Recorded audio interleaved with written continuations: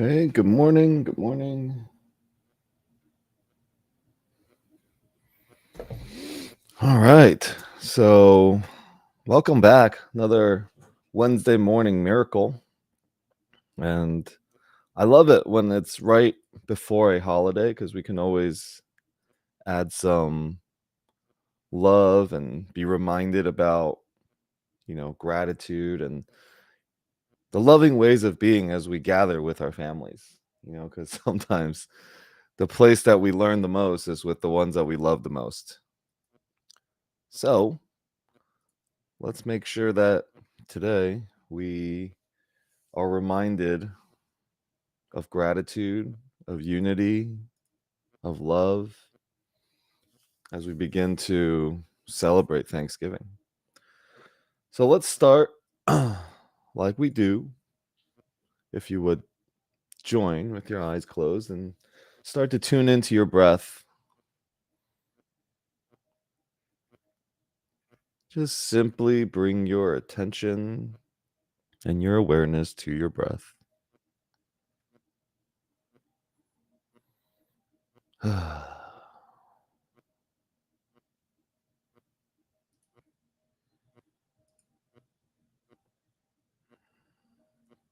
Not needing to control it. Just breathe.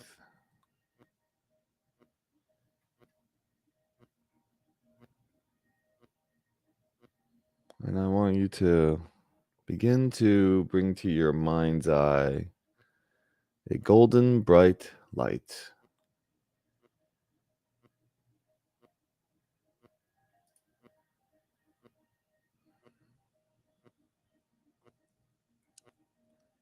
Feel the warmth, feel the love just exuding from this light.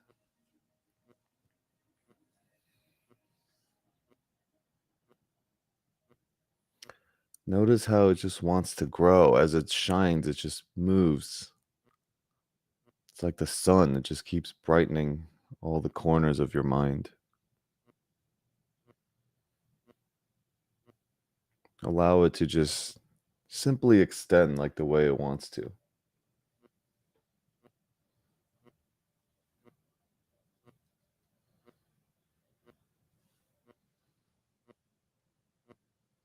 Effortless, ease. Without your participation, love just extends.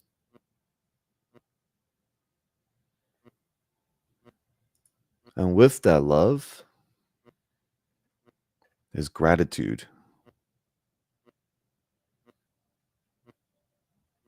Gratitude and love comes hand in hand. Where one is, the other is found. And let this shining bright light extend to all corners of your mind. Any thoughts that you may have, allow this light to touch.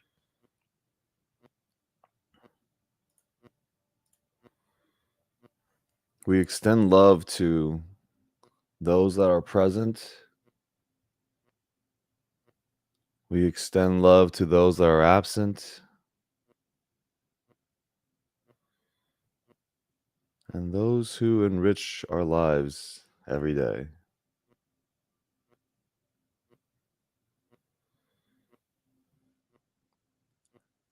We don't need to do anything or say anything.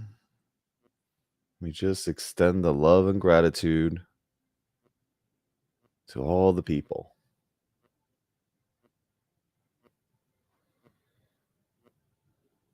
And now, any judgments we may have about anyone or anything, we extend the light to those as well.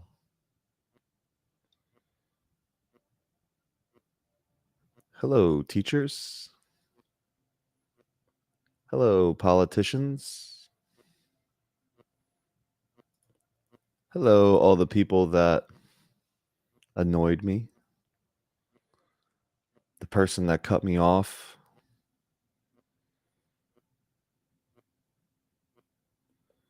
We extend love to all of those because they all enrich our lives in one way or another.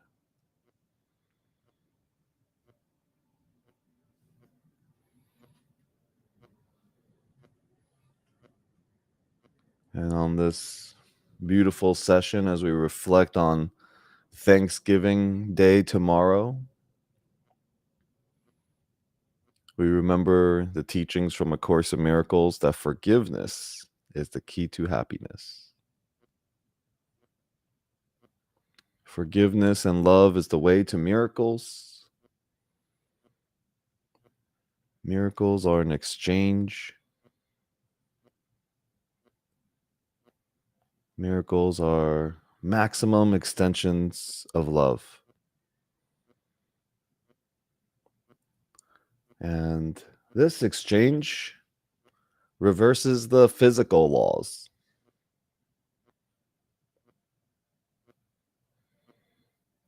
So even though we won't be sharing this conversation tomorrow, let this moment pass through time and join tomorrow's this moment.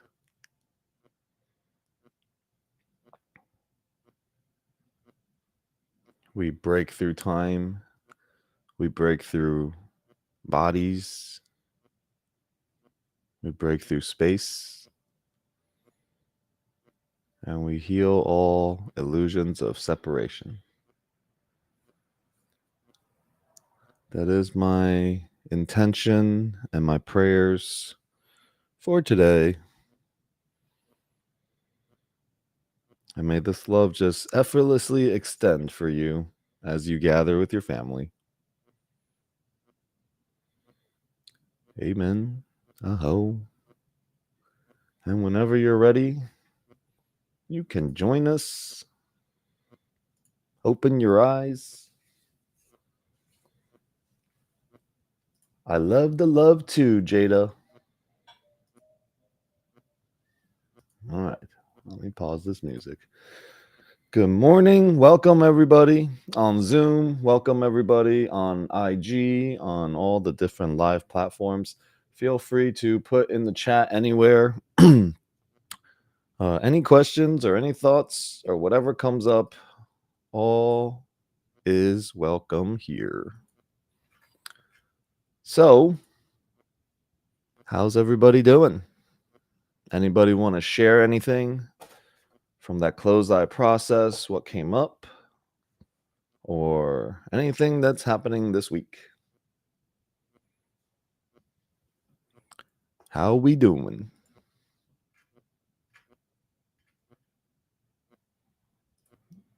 Okay, then.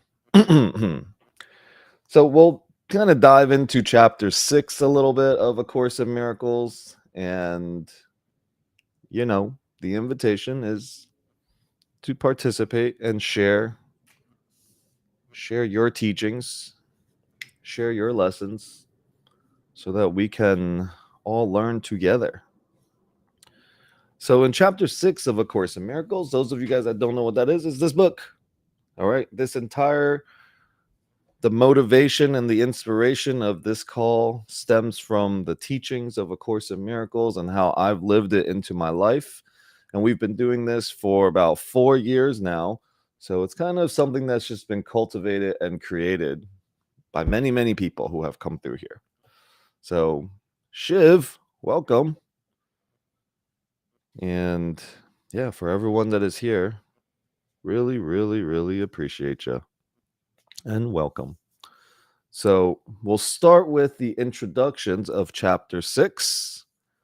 And I hope you guys, my daughter is doing very well in her rehabilitation. Good. Sending her lots of love. Okay. So one moment.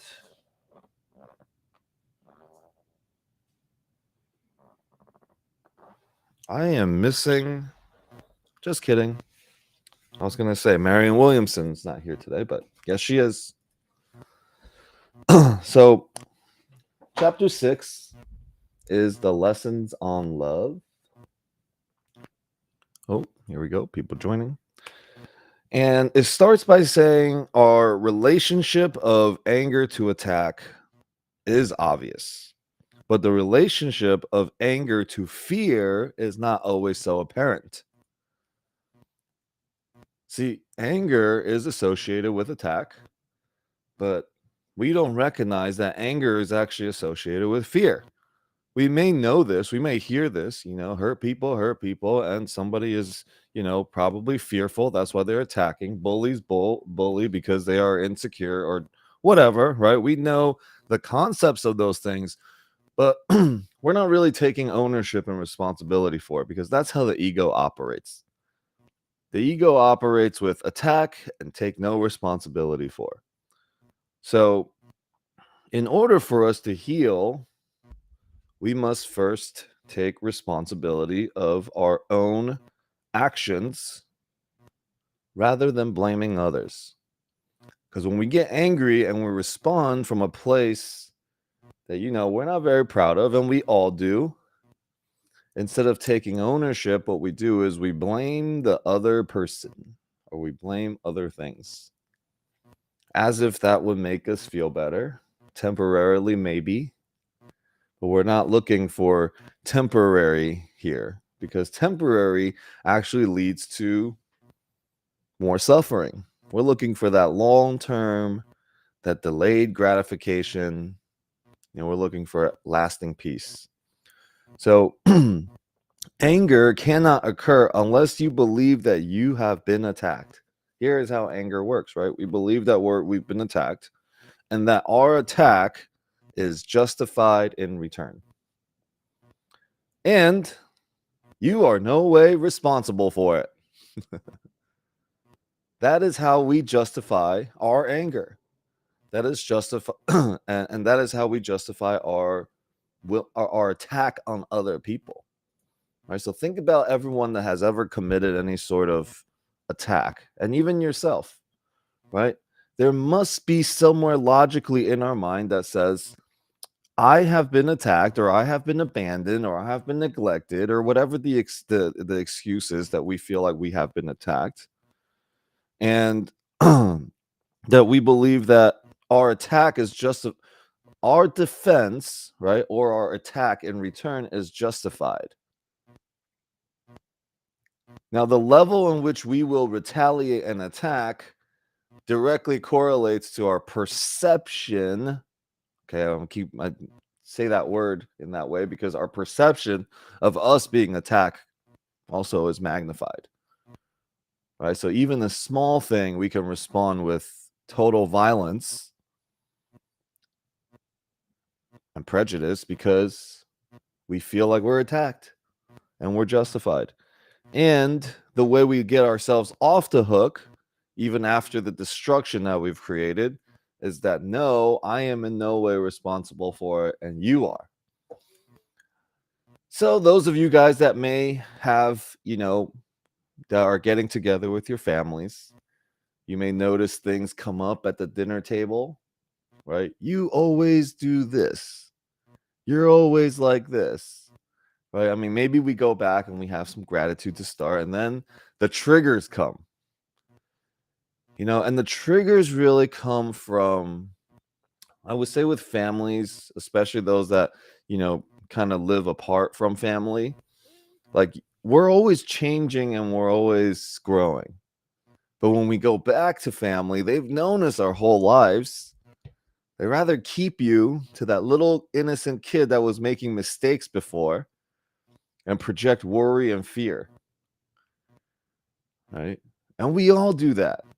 So this is why forgiveness is the key to happiness, because we recognize first that we do it all the time.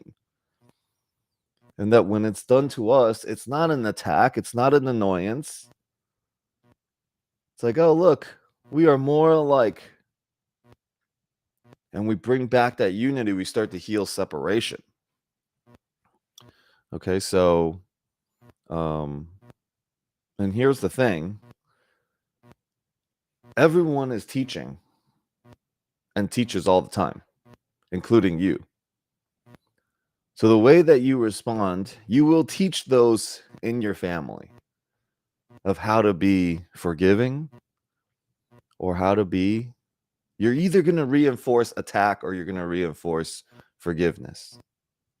There is nothing in between. I'm always saying this. There's no gray in between. It's black and white. That's it. So as you gather with your family tomorrow or today, some people are already together, but just notice if you are teaching gratitude and forgiveness or you're teaching, whatever else that is not that, which is, your attack, your judgments, your defenses. And nobody else needs to do anything. We just have to recognize that and be aware of the way we show up. That is it. Just the awareness of how we do what we do, that is plenty to occupy our time. So, okay. And so the chapter begins with a section called the message of the crucifixion.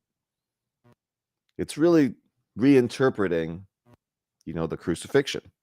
So the section is not really a symbol of pain or sacrifice, which a lot of times when we think about Christ, when we think about the crucifixion, we think about the sacrifice that Jesus made, right, for the rest of us. But it's not really a symbol of pain and sacrifice.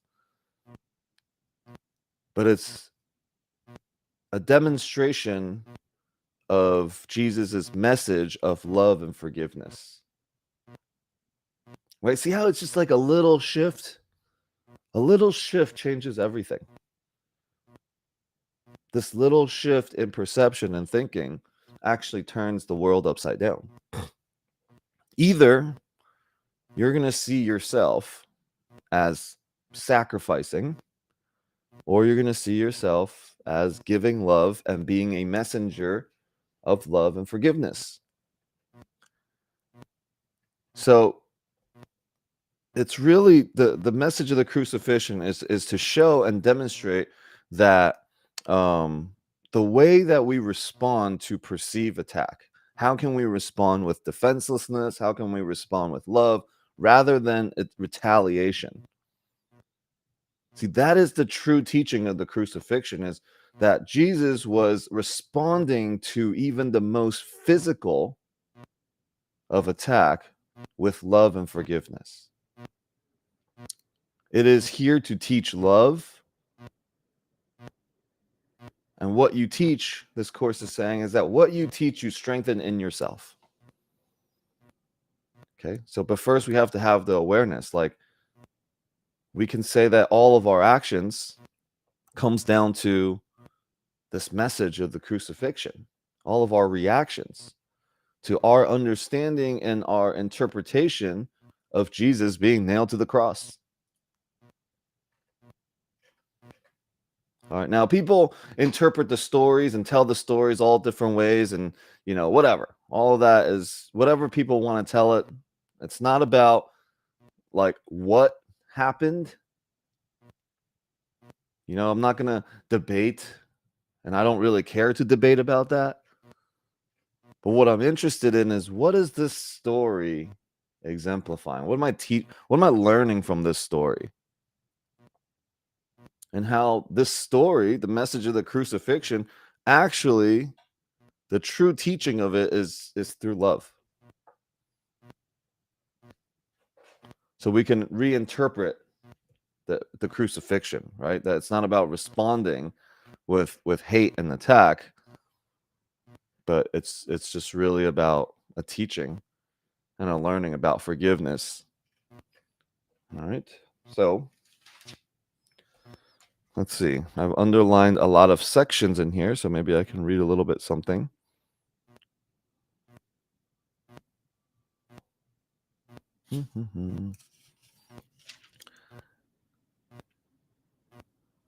So again, this section, just for anyone that just joined, this section of the message of the crucifixion is really not about the sacrifice, not about the pain, but it's about the resurrection of your own awakening to love and forgiveness. So then we can say that when you respond to anything, you are either crucifying or you are resurrecting. You can use that.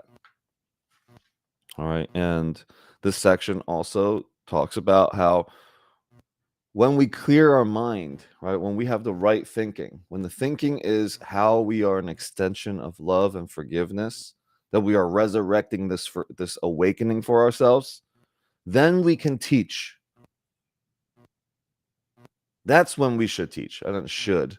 That's when teaching becomes effective. Right? Because we're teaching the right thing. We're teaching love. We're teaching love because we want to strengthen love in ourselves. So a line in the course says, teach only love, for that is what you are. When you teach what you are not, conflicts after conflicts show up. And so for anyone that is just, wondering why you're constantly getting into conflicts with people, it's because you are not teaching love. You are letting the crucifixion, the idea of crucifixion as sacrifice and pain, operate within your mind. Okay. Thoughts on that?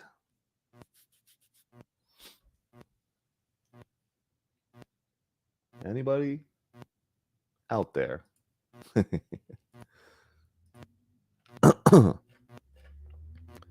What else about the crucifixion? I would like to share. Yes. Hi. Hi, good morning, everyone. Good morning.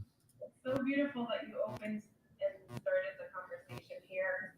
Right before this call, I was on a call with a friend who has a marketing company, and he's the brother of a really good friend of mine. And the conversation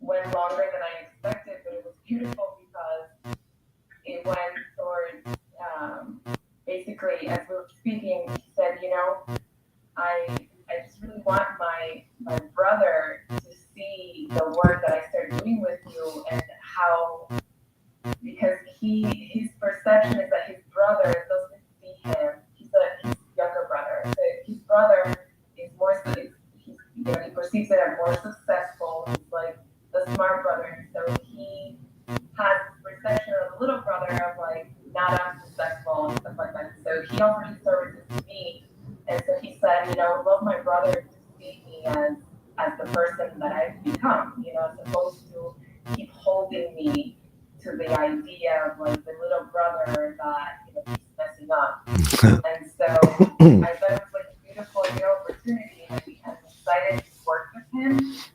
and to be able, like, as he starts seeing himself. So I thought, when you started reading this, I was like, oh my God. I was just speaking with Carlos about this, and it was, such a beautiful place to be a reference reminder about to the people, and at the same time, remembering myself. Remembering enough for everyone, and so, yeah, that's what I'm going to share this morning. Nice, thank you. And your sound got muffled a little at the end, but I heard what you said. Thank you for sharing that.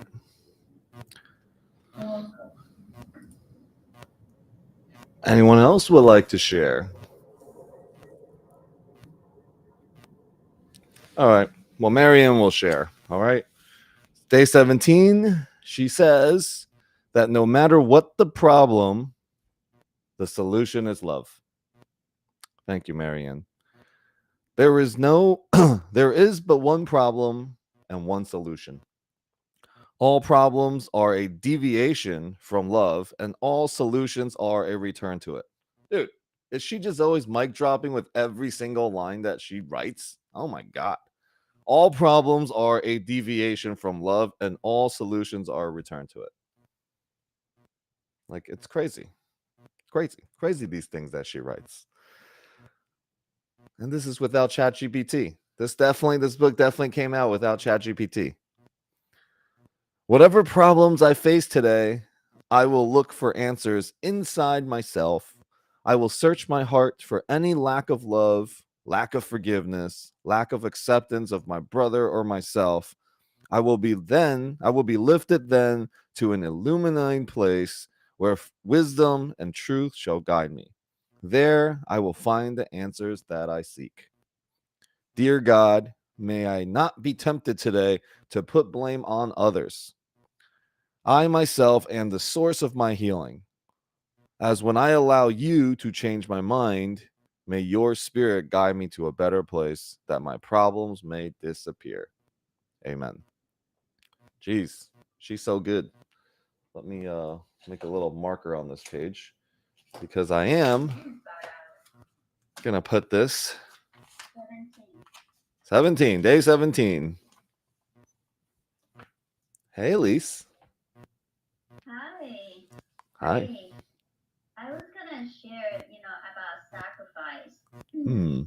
So I was thinking about sacrificing. Yes, everything needs a sacrifice. Whatever we want to, when we want more wealth, we are sacrificing. We are working hard, putting a lot of energy in it. So sacrificing also to me is sacrifice your thoughts, your judgments, your opinions about yourself and about others, right? Sacrifice that. Let it go because what we put attention to, that's what we create, right? So can we sacrifice on that? Can we let go of the judgments we have on others and on ourselves? So that's just what I wanted to share. I really like the lesson today. Thank you so much. Yeah, thank you. Thank you for sharing. Okay, so the course has its teachings on sacrifice, right? So I'm flipping to the manual for teachers in the back that actually talks about what is the real meaning of sacrifice. So, we all know on one way or another there is a sacrifice that's necessary. When we say yes to something, we're sacrificing our time to be able to do something else. Right? But what is the real meaning of sacrifice? And I'll just kind of read a little bit of what the course says, and then let's see if we can evoke some new way of thinking that is more aligned to the divine and the teachings of the Holy Spirit. Because all of us have ideas about things, but what is the grand, united, collective idea of this? And that's going to take all of us to come together and bring and align our minds. Wayne Wu, welcome. What is the real meaning of sacrifice? Although in truth, the term sacrifice is altogether meaningless. It does, however, have meaning in the world. Like all things in the world, its meaning is temporary and will ultimately fade into nothingness from which it came. So, there is no more use for it. Now, its real meaning is a lesson. Like all lessons, it is an illusion, for in reality, there is nothing to learn. Yet, this illusion must be replaced by a corrective device, another illusion that replaces the first, so that both can finally disappear. Whoa, that's crazy. So, we're replacing, that's why, like, our thinking, right? Whenever we're going through our processes of healing, we are replacing one illusion with another illusion. They say you're replacing a story with a better story. You're replacing a story that doesn't serve you with a story that serves you. But ultimately, it's for us to recognize that both things are stories and they aren't really the truth, right? So, what the Course says right here is one illusion must be replaced by another corrective illusion. And the illusion replaces the first one so that they can both finally disappear. And then when both illusions disappear, we have access to what is left. That's the truth that the Course is talking about here. When we replace, fear thoughts with loving thoughts, both are still perspectives. And when one replaces the other and you recognize they're both just perceptions of yourself, when those things fall away, truth is left behind.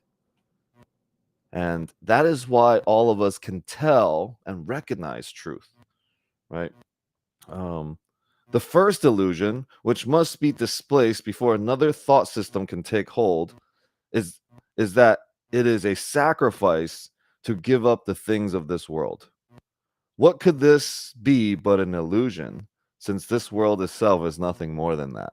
So when we say this world itself, it's like the world in our mind is nothing more than an illusion, because we take on all the stories and then we project and then we perceive back and just back and forth. And every single thing in the world that has ever happened, one person can see it one way and another person can see it another way.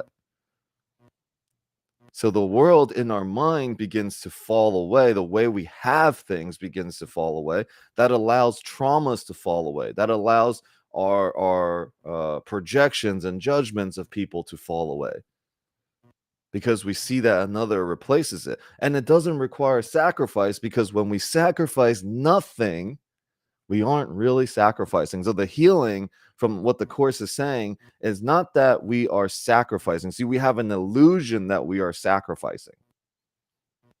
But when we are sacrificing nothing, nothing's really happening, right? So even when we're saying, I have to sacrifice this relationship for earning money, we are sacrificing nothing for nothing. And nothing's actually sacrificed, right? So that's a very woo-woo, high-level thinking.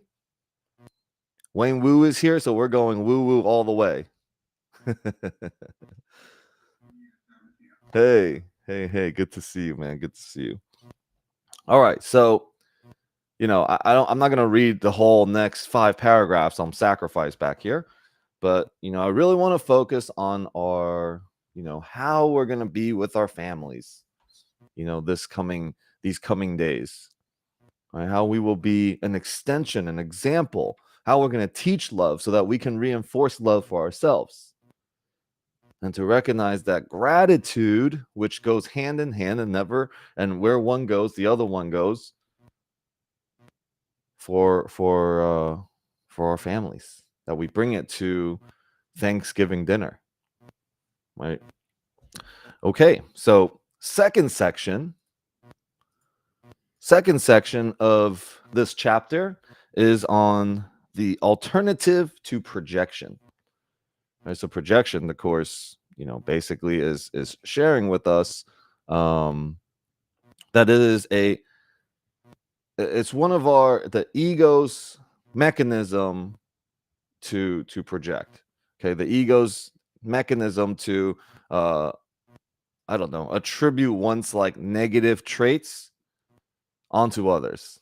Our anger, all the things that we are afraid of, all the fears and the insecurities and the not worthy conversations onto others. But what is the alternative to projection? As we know, projection happens all the time. My wife we were watching something, and then she started to think, oh my God, like all her fears around other things started to happen, right? And we were talking about our dreams. I have a fear of heights, and I have these like weird visions in my dream of like heights and things falling from high places and people. And then I'm like, oh man. And then so she has a fear of, I don't know, driving, I guess. She's gotten in some accidents. So she would actually have visions while she's driving of people like swerving and hitting her and stuff. So we project this fear outwards, but what is the alternative to this? Right? So A Course in Miracles proposes that the alternative to projection is an extension. And this is what we kind of started our opening meditation on, is to recognize this golden bright light of love in your mind, and that it just wants to grow, right? Like light just wants to reach more areas where light is not. Without your participation, you need do nothing. Love will just simply want to extend. It is a very natural thing for us to extend love and forgiveness outwards. So that's why the Course says, you are not yourself. You have lost and forgotten who you are the moment that you try to withhold and contain that love. You are withholding the love from other people because you don't think they deserve it, which comes from your judgments. And so let's let go of that and just let love be. Be compassionate, be grateful. Because we think about reasons why we should withhold love. It's literally insanity. We think about reasons why, it's like, I don't think this area deserves sunlight on the, in my front yard. This area doesn't deserve sunlight. And I got to do things to prevent the sun from reaching this patch of grass. That's basically what we're doing out there. I'm withholding love. This person does not deserve it. It requires effort from you. And because you're wasting effort and you're wasting energy and wasting your time, you get exhausted. And then you forget why you're even standing there blocking the sunlight. That's how insane we are when we withhold love from people, any people, all of our brothers and sisters. So extension involves the love and forgiveness and gratitude that just naturally wants to go outwards. Okay. And what it does is just getting out of the way, getting ourselves out of the way. We know this. The reason why we don't have what we have is because we're in the way of it. We all have an idea that somehow this is true. The ego is always battling that, by the way, because the ego doesn't want you to have any responsibility for it.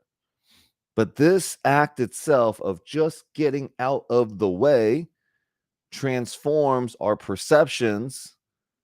And because it transforms our perceptions, it changes our experience of the world that we live in, and it changes the experience of the people that we were once annoyed by, the people that we are withholding love from, changes our experience of them. See, it's up to us. It's not that they have to do anything. We just got to get out the way. And this is how it leads to inner peace and healing. This is how we get there. So the alternative to projection is to get your ass out the way. Yes, Natalia?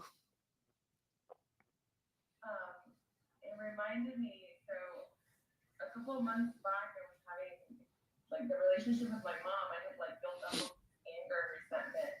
And all of a sudden, I think it was in one of these calls, like, it was a holiday, and it just brought up the feelings. And one of the things that I just started doing is, like, expanding my love onto her and just, like, loving her, as opposed to, like, when I see her react. Mm-hmm.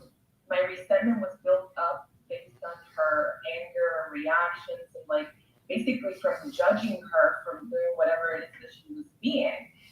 And so I had not realized that I had built up all this anger and, like, why is she being this way? The moment that I just started, like, I'm just gonna love up on her. Okay, she's angry, she's screaming at me, I'm just gonna love her, I'm just gonna love her. And it started, I don't know if it was mother, just showing up with Flynn. And I just started showing up to my mom's house with like Flynn.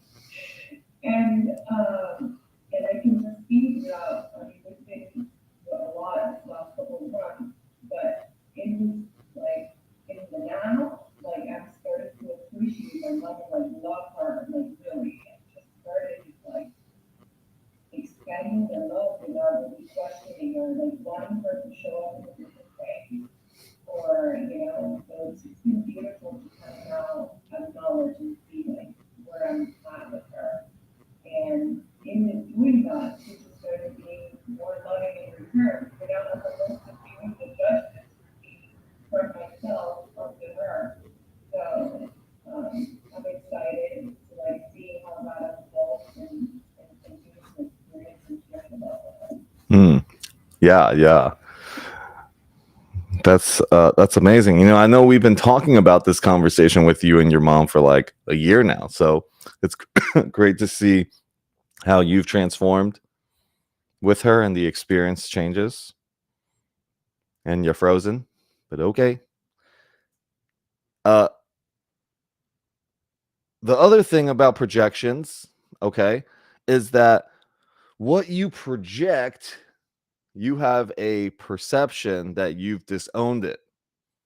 You project it, what you project, you disown, and therefore do not believe that it is yours. You see, the ego is smart. You've projected something, you projected attack and anger outwards, and you're like, since I projected it, I disowned it, and it's not mine. However, all when you do something, you're teaching it, and everything you teach, you learn. Now, the more you do that, the more you are learning projection and attack. And from that place, it's actually growing inside you. So teach love, right? What else? Oh, projections will always hurt you because it reinforces your belief in your own split mind, and its only purpose is to keep separation going. The only purpose of projection is to keep separation going. All right. The ego justifies this on the grounds that it makes you seem better than they, thus obscuring your equality with them even further. See how it's always creating separation between you and someone else? It's trying to create a level of hierarchy. All right. And so the Course says the Holy Spirit extends and the ego projects. See, the Holy Spirit, the extension is always of bringing everything together into one. Everybody gets to be a part of this light. You get yourself out of the way, and love extends and touches all, and you recognize that you are just part of it too. But the projection creates that separation. So, sometimes there's a confusion. It's like, oh my God, they kind of sound the same.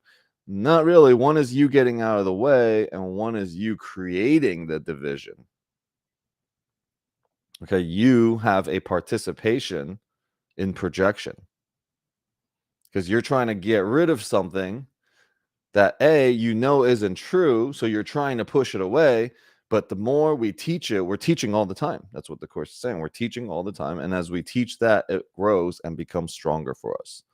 So for us, really, the goal here is to practice the forgiveness, is practicing really just getting out the way, not withholding love, and recognize when we do that, let me just get out the way and let love shine through. And thus leading to a different experience of life, different experience of our family members, different experience of people, right? I'm not thinking the worst. My fear doesn't operate the front of my thoughts as I navigate around this world. And it leads to more peace and more healing. And ultimately, it's just leading us to deeper trust and deeper faith. All right. So, thoughts about this section? Alex, Brooke has a great comment on the chat. Oh, let's see here. Good morning. She says GM heart. Okay, no. No. You just ignore them and stay away from them. It's easy. No. The last one. I don't ever see it as me being better than anyone when I stay away from people that are abusive or annoy me. I see it as protecting my peace. Mm-hmm. Well, in some one way or another, the Course says you are saying you know better about your own peace than God does. So whether you're separating from About my own kidding. but see, yeah.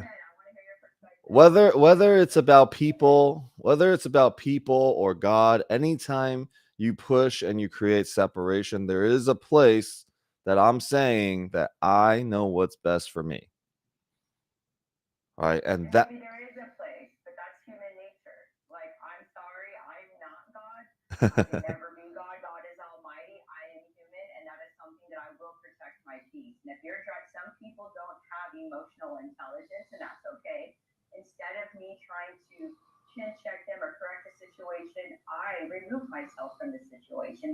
know you might have something else going on that makes you defensive and leave with your ego and over emotional and just off the chain.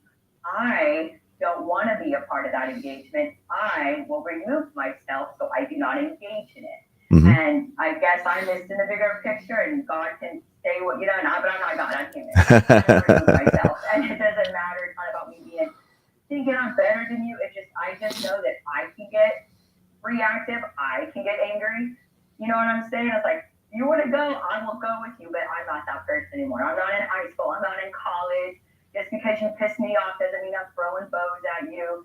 I have learned to walk away and protect my peace and those that are with me. Mhm. Here's my husband. Hey, we're out of here. Yeah. So whatever, you know, God and higher power, what you think you know what's better? Well, at the moment, yes, I do. The alternative is me fighting back and being part of the mix. So what do you prefer? That I walk away or I engage in a situation that is not healthy for anybody? So I choose to walk away. So in my perspective, I do know what's better for me at that time. That's my 2 cents. Awesome. Yeah. So look, that is when we are not ready to deal with those people, when we are not ready to see all brothers and sisters as, you know, unable to actually shake our peace, then walking away and creating distance is totally fine. But just remember, the Course says that's not the truth of who they are, though, right? At the end of the day, it's still my projection of them, which is not the truth of who they are. Whether they're annoying, huh? And I love you, but it's not our job as individuals to determine what the truth is. Only God can judge them, right? It is not up to me to help you figure out your baggage and your stuff. Yeah, no one is saying we got to go and do anything. We're not saying you got to go and help them do anything at all. I'm saying this is all comes down to your own mind of, am I seeing peace? Because what you see, what you perceive back is 100% what you make real in your mind. Right? So everybody else around me makes real in my mind. So that's where, and I love Alex, but this is where Alex tricks me up on a lot of these calls. You're putting this in your mind, but when you have 10, 15 people around, say it's a holiday, and you have somebody going crazy and yelling or breaking stuff, what I see what is happening. Don't tell me it's in my mind. I see this person going abusive and getting crazy and breaking shit and acting a plum fool. So don't tell me that's one way to see it, right? There is also another. That is the Brooks way of seeing it, which is fine. There is nothing wrong. I'm not saying this is not an attack. It's not about you being right or wrong, nor is it about me being right or wrong. It's just I'm simply saying there is another way to see that, right? Because sometimes somebody who just has no interest in, you know, the judgment of it may just think it's just funny, whatever, right? But because we have an idea. I'm just not that big of a person then. Especially if it's repetitive, especially if it's a single situation, we all F up, we all make mistakes. And I'm like, man, are you okay? Like, let's go over here then. But if this is a repetitive, you're always angry, you're always in alcohol, you're always in the beginning, can I help you? Like, let's get you away from this. I'm gonna try to help you and I'm gonna lead with love. But if you can't help people who don't want to be helped, I don't care who you are. So then I'm like, okay, this is not worth my own peace. Now I am drowning, and I'm not going to drown for the sake of trying to help you. But you are correct. You can, lead with love and constantly lead with love. Well, how often do you need to lead with love with somebody who is constantly repetitive of anger or abuse? It's going to take a toll on you. Now you're hurting yourself. So I do agree with you, but there's also a limit. So in my perspective. How many is the limit? To whatever my mental capacity. I have a lot of it really depends. What is my gauge at that day? When I have full capacity and we're in a family event, the kids are going crazy and the crazies are just getting on me, then okay, I have a low tolerance. But I'm like, okay, I know this person's a fabulous person. This is just an off day. I'm going to, hey, let's go for a walk. I'm going to make more of an effort. But if it's somebody who's always a loose cannon, you're always an a-hole, kick rocks. I don't even want nothing to do. You don't talk to me, don't look at me. I'm out. So that's it. Awesome. Well, thank you, Brooke. This is great conversation. You know, at the end of the day, think about that conversation itself. Like, how many is the limit? We don't really have a limit. We just decide in that moment what the limit is, what we're going through in the day. So, we can say that, look, We've given over our power of our own peace over to what the kids are doing, how many times you've done something, and all the other things that really don't even relate to peace, but we've related it. We're giving over the power to it. We're giving over the power to past how many times somebody did something, when really that power is what we own ourselves, right? So, like, I can d- let me take that back. The kids are running around. Can I still have peace? Or is my patience going to be less because they're running around? See, I give over my patience over to something outside. And as we keep doing that, this is what the Course says, our experience begins to become what outside things give to us, right? It's no longer in my control to be loving. It's now your how you react, or how you do you, will now be how I will react with love, and how I withhold love, or how I will separate myself from you, right? Like, we just got to come back to, let me own it. First, the first step is, let me own that I am just annoyed. Okay, I'm annoyed. It's not you, it's me. And then we start to own this, and our power of peace begins to come back to our hands, that we own this step. Right. So it's nothing wrong. Okay. No, nobody's ever wrong at what they're doing, because everyone is right in their own perspectives and their own rights. But, we recognize that how much we give our power over out to other things. That if the Titanic is going down and I can only organize the furniture, then I will feel safer. Because if the furniture is out of place, then I am going to be I'm not going to be at peace, and I will go to war.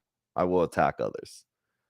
Right. So, this conversation is really awesome for us, just to all reflect to where we do it, because all of us do that.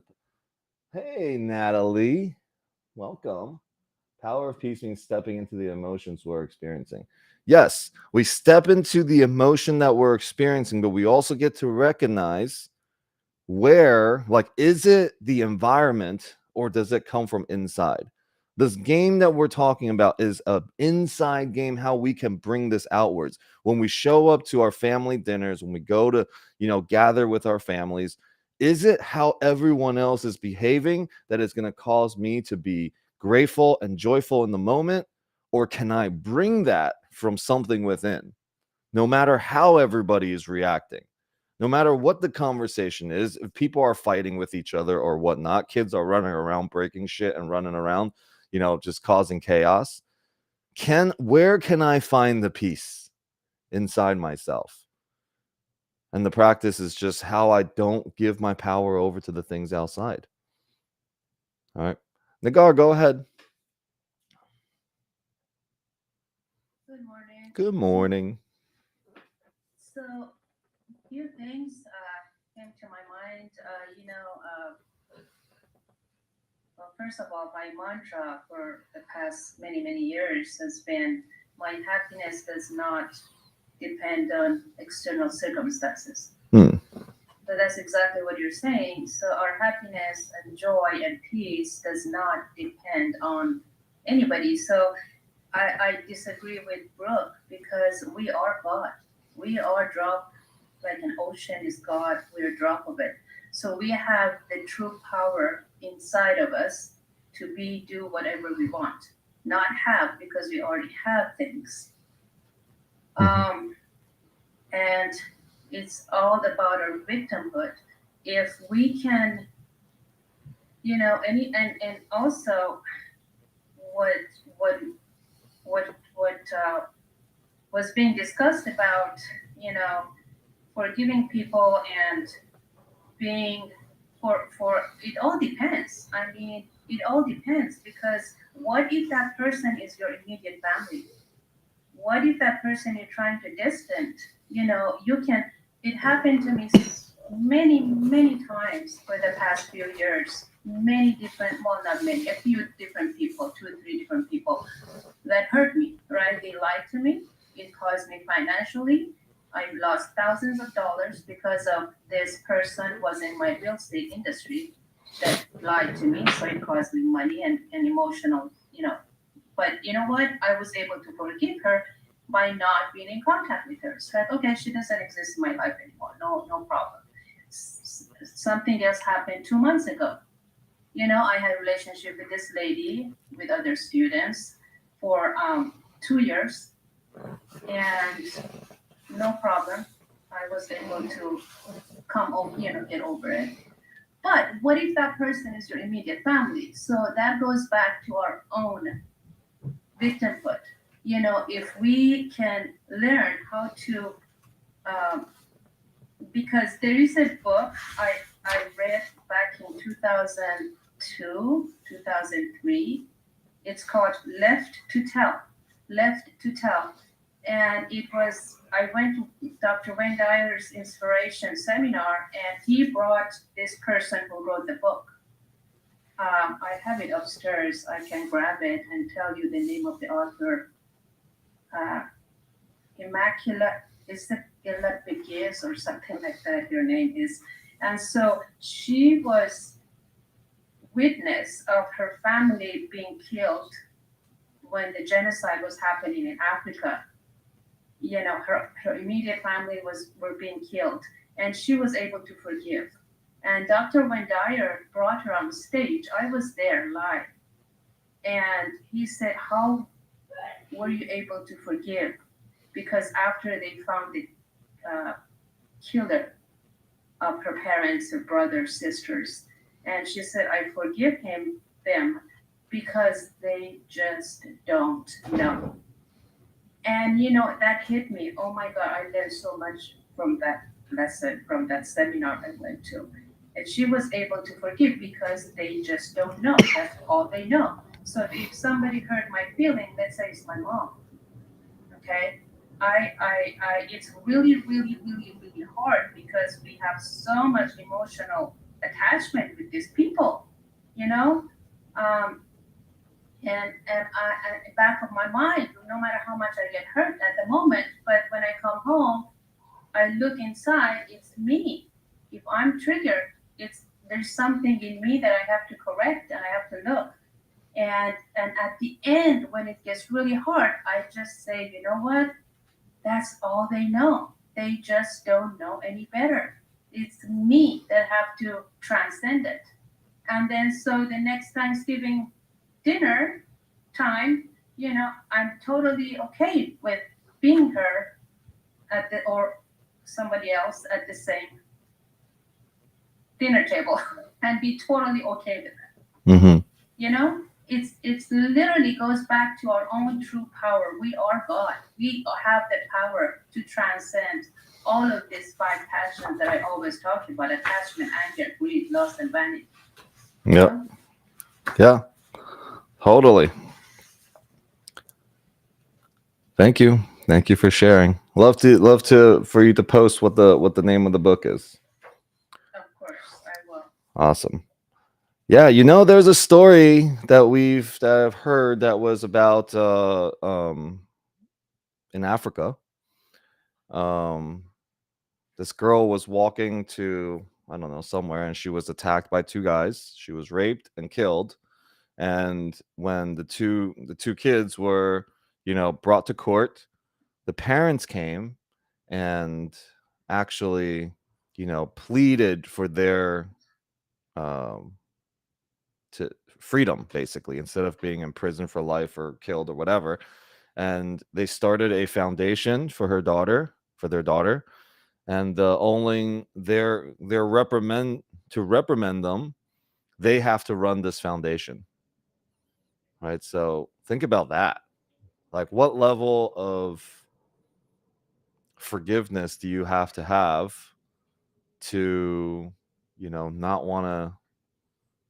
not want to attack back on someone that, two people that have, raped and killed your daughter? Like, we can just think about the power of the human to be able to forgive, right? Like, we say human nature, we can also look at that. Like, okay, what about that? But see, we disregard most of those types of things that happen because we're like, oh, well, that's one in a million. Let's go back to the average person, right? Like, why are we comparing ourselves to that? We're only looking for, a justification of why we do what we do. Right. And so there is a way to navigate without saying anybody is wrong or right, without disagreeing or agreeing with anyone. None of that even really matters. You're disagreeing or you're agreeing with someone really, is not relevant to the scheme of the whole thing, because what we end up doing is we just create more conflicts. Rather, I am always like, nah, I'm not interested in being a part of the conflict, right? So on some level, what Brooke was saying is right? I'm not interested in this conflict, so I'm just going to walk away. But ultimately, we don't want to walk away and still carry it with us. That's what we get to look at. See, the distinction is, do I carry it with me, that as I walk away from the conflict, I place a judgment on those people. And then in the future, there is no other way that they can possibly show up besides what I just walked away from. So I actually didn't leave the conflict. I've actually brought it everywhere with me. All right. So that's the caveat of it. Right. Alex, I just put a picture Oh, yes. in the chat. Left to Tell. Awesome. Yeah, it's really, really, that book really one of the books that changed my life. Again, I read it back in 2002. Mm-hmm.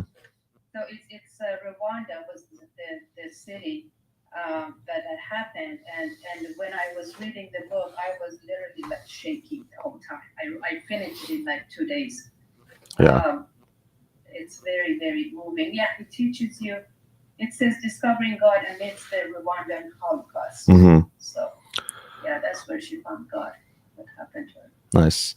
So before I get to Fraser, I want to add one more thing to the caveat of my caveat, right?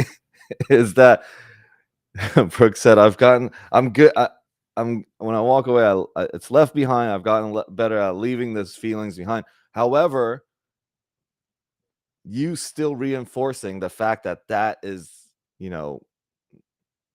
I guess arguing for it means that you're still carrying it with you, right? Because you get to be more right about that. The more right, we just now take evidence to why we should walk and separate from people rather than how do we heal.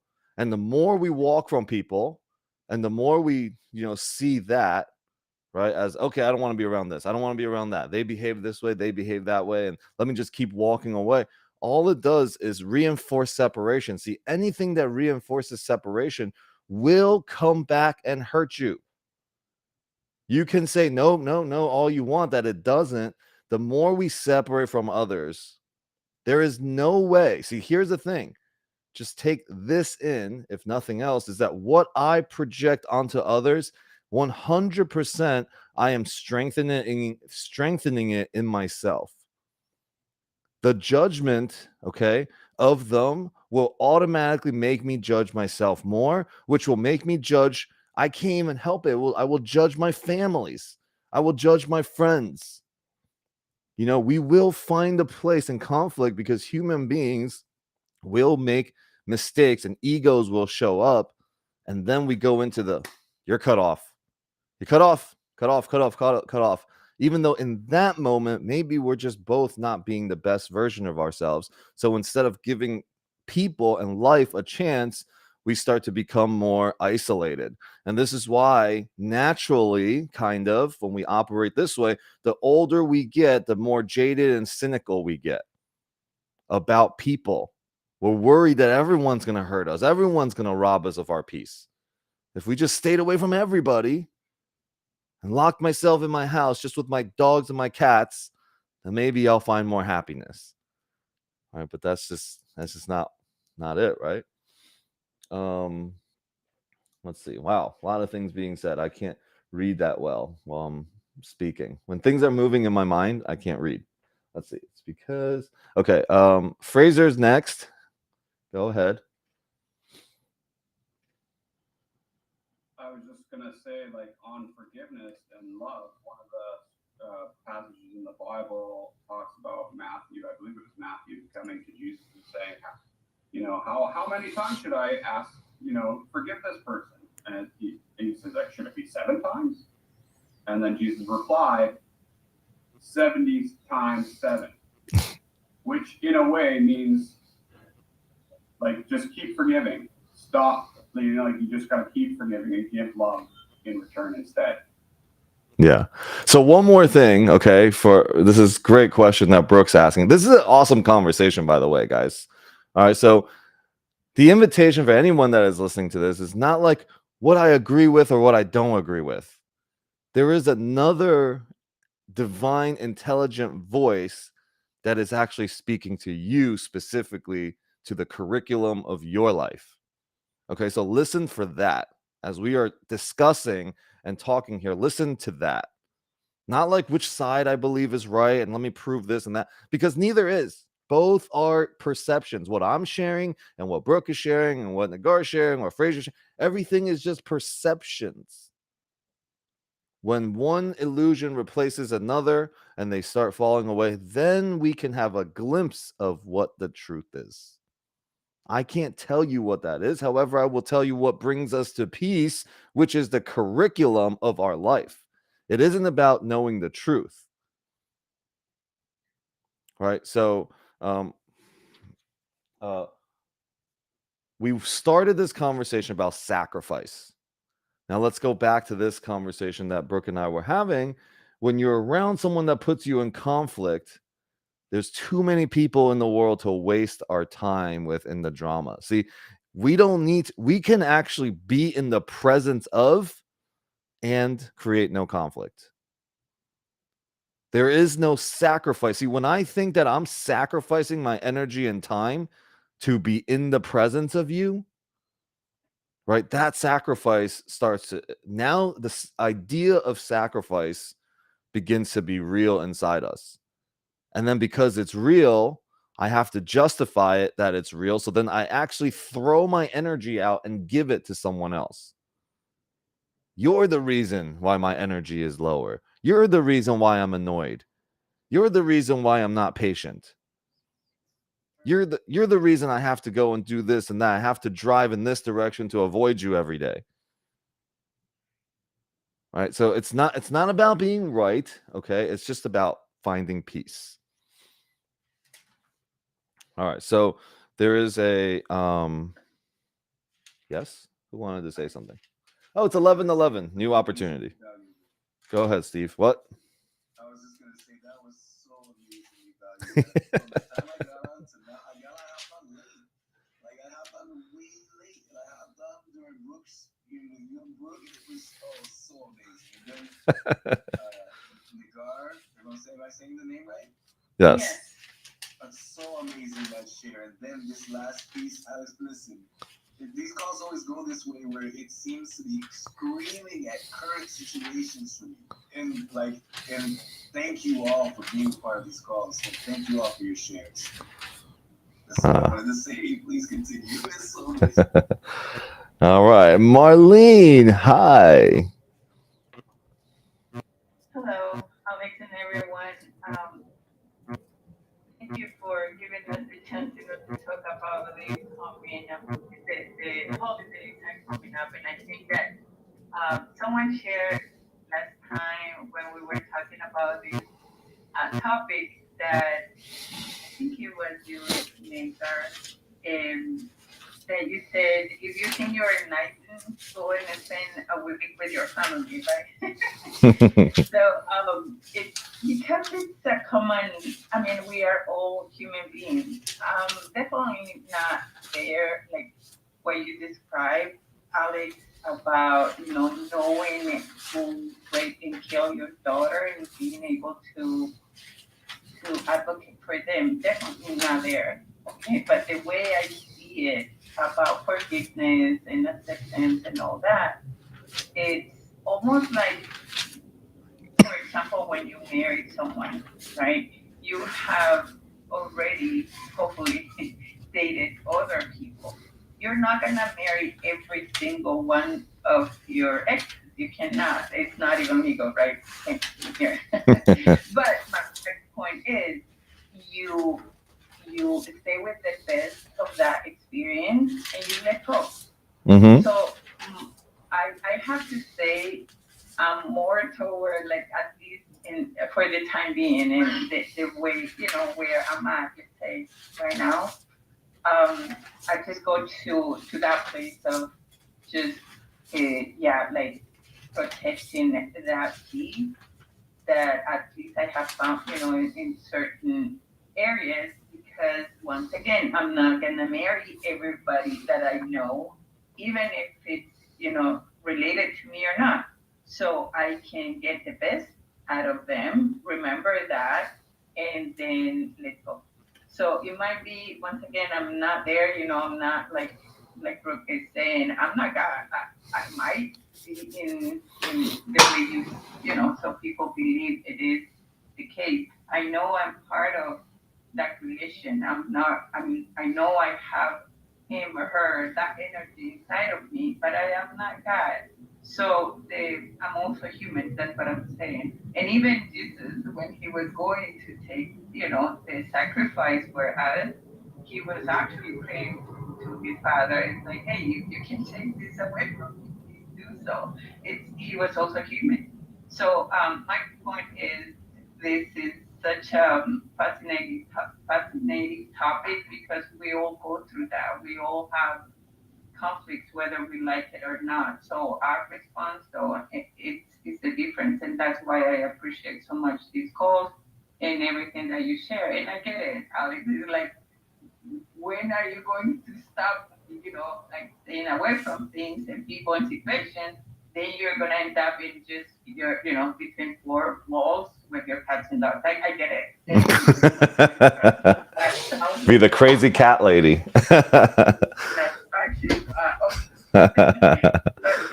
happy Thanksgiving, everybody. Yeah. Thank you. We all do it. Look, there are places that I tend to stay away from myself too, because I'm like, that's not my crowd and I'm not into it. And then my wife wants to go, and then I'm like, and I dread it, and then I gotta stop myself and be like, wait, okay, let me just go. This is a new moment, new possibility, new like relationship that I can have with it. So let me give it another chance, right? So it's kind of like, yeah, that when Fraser was saying, how many times should you forgive? 70 times 7.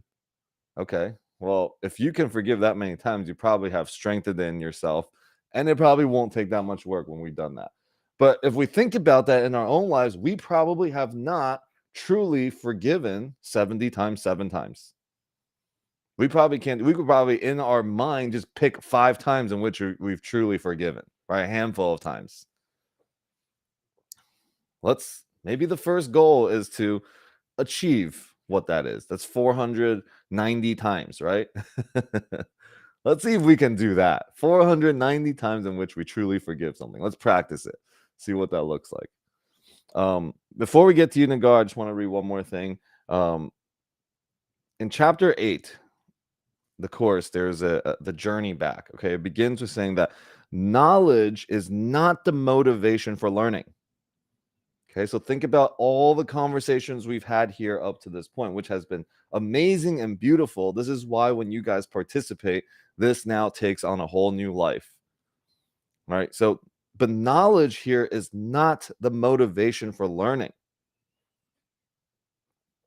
Peace is. See, we're here when we hear something that we don't agree with, we're trying to find the right answer or the knowledge. That is not the motivation. In any outcome, in any situation, we seek either to be right, because we think being right, now we are more knowledgeable about something. We've set a hierarchy for ourselves. Now I'm here because I got to be right. But the true motivation in every moment, every conflict of your life it's peace. And then let's just be reminded again of what Marian said earlier, because we started earlier with it. Maybe it's a good time to do a little refresher as we just went through a whole journey together, and see what if this takes on a new life for us, right? So no matter what the problem, the solution is love. There is but one problem and one solution. All problems are deviations from love, and all solutions are a return to love. That's it. Okay. Everything else we put in between, the this person that and me this and I'm sacrificing, all of that conversation comes down to two things. Am I deviating from love, or am I returning to love? Now, even that line itself, okay, our ego will go into, well, I'm actually returning to love as I deviate away from these people. The ego is clever and will grab onto anything. But truly just allow this to resonate and be in your heart. Am I deviating from love, or am I returning to love? Like putting all things aside, in my heart, do I feel one or the other? Whatever the problem I face today, I will look for answers inside myself. Okay, we have this conversation a lot now of outside and inside. I will search my heart for any lack of love, lack of forgiveness, lack of acceptance of my brothers and sisters or myself. I will be lifted then to a illuminated place where wisdom and truth shall guide me, and there I will find the answers that I seek. Okay, so again, knowledge is not the motivation of this conversation or this course here. Peace is. That means in every moment, what is it for? Is it to bring me closer to, is it going to bring me closer to peace or not? And maybe in this moment, walking away from that person or those people is bringing you peace. As long as you have peace about it, that is what's important. It's not about whether walking away is right or wrong. It's that, do I have peace of mind with it? So another conversation that we have, okay? A lot of times my wife and I, and we're just talking about this, the food that we eat, right? We eat this food.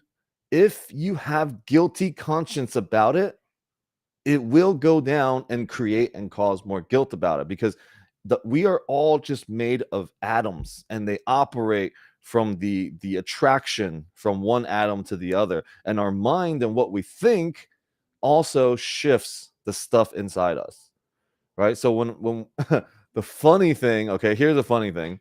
We were at an all you can eat sushi place. Okay, we were at a one sec. We were at an all you can eat sushi place, and on the menu it says, unless the other person is in an all you can eat like pricing, you cannot share food.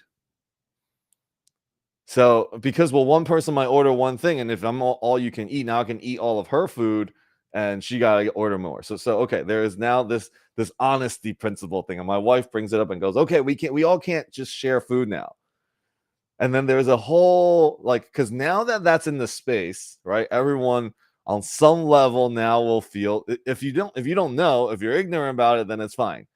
But now that it's in the space, and you can see, we were we were like, there was moments where we were like, okay, even myself, I was like, I don't normally have guilt around any of this. I was gonna eat one, I eat one, but then she would give me one. I'm like, here, take mine. So like I exchanged it back. I don't want any guilty conscience about eating it. And it's a great lesson, because when we eat food and we're like, oh, I shouldn't be eating this, this is gonna be terrible for me, then don't do it.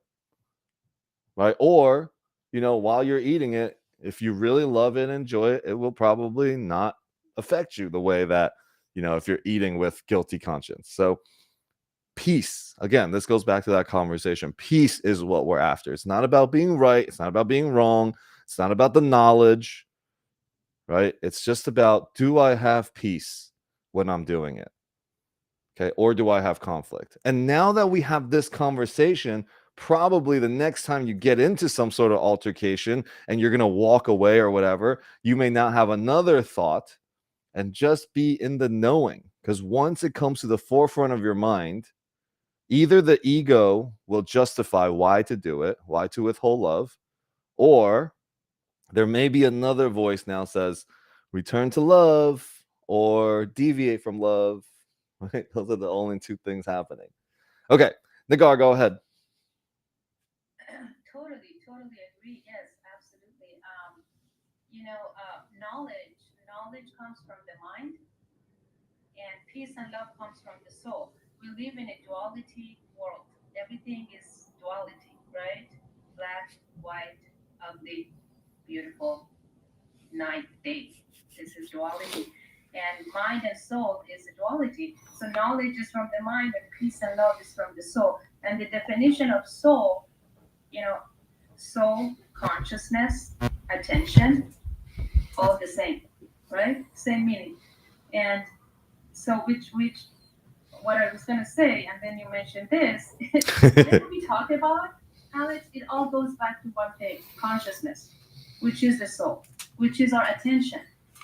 Our attention. So we were talking, and I take my word back. I said disagree. I didn't mean to say disagree because, like you said, it's all right. It's there's no right and wrong. Because where people are at is where they're at. I mean, it's just we're all at different levels, different with so many different experiences. So there's no disagreement. But it all goes back to attention, which is soul, which is consciousness. So renunciation to me is a definition of being in one room with this person that sometimes we don't want to be, but we are, but not put our attention on what was bothering us.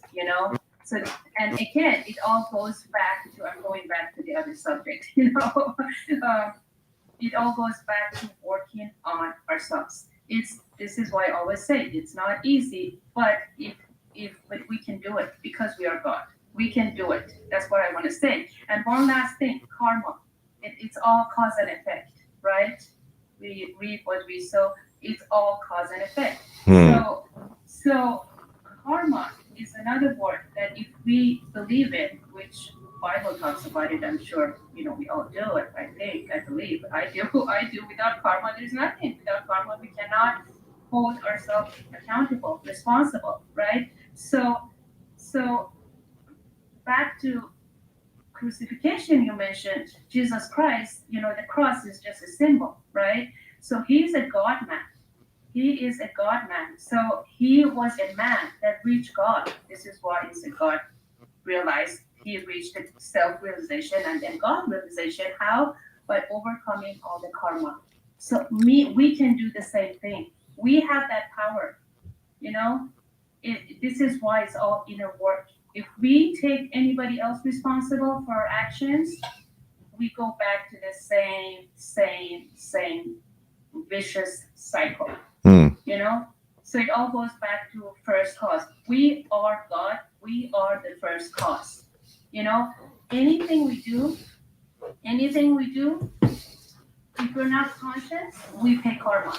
And then it puts us back to where we were, not ahead, not improve, just back. So this is why being conscious is so important, not to create karma for ourselves in order to become that self-realized person.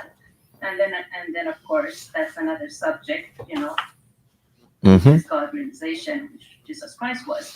So crucifixion is to me uh, is paying back all of our karma, not to create any more karma for ourselves. Being first cause. Awesome. All right. Lene, last one, and then we will take us out with another great quote from Marianne. Hi. Hi. I wanted to say, really appreciate you, Alex. Thank you. You bring so much love to everyone. And I appreciate all the calls and everybody's input. It's a real giving and loving area to be in. And I bless all of you. And I hope everyone has a fantastic Thanksgiving. Oh, beautiful. Thank you so much. And on that note, let's see. Marianne says, when I flip open it, it's on two sides. So technically, she still leaves me a choice of which one I should read. Okay. Let's just go with this one. Giving to others is an act of self-love. Ooh, good one. Only what I give do I get to keep, and what I withhold shall be taken from me. Withholding my love is an act of self-betrayal, and giving to others is an act of self-love. Today, I will not be focused solely on myself, for my salvation lies in loving others. May I not obsess about my own concerns when the concerns of so many others are greater. May I not be tempted to deny my good by denying it to others. It's neither codependent nor sacrificial to love others as I love myself. Rather, it is the hallmark of enlightenment. Today, I seek to love more deeply than I have loved before, that I might know the joy of using my mind for the purpose it was created to serve. Giving to others is an act of self-love. I will take a picture of this. I will send it into our WhatsApp chat. I will post it on my social media so that you guys may remember this as we go into our families, as we be with ourselves during Thanksgiving. Much blessings to everybody. And thank you so much for being here today and participating and sharing in on this lesson here. Much blessings to everybody. Love you all. Catch you on the next one, Sunday morning. Don't miss it. Thanks, Alex. Thank you so much, Alex. Later, everybody. Thank you. So good. Thank you, everybody. Thank you. Happy Thanksgiving. Happy Thanksgiving. To everyone. Happy Thanksgiving.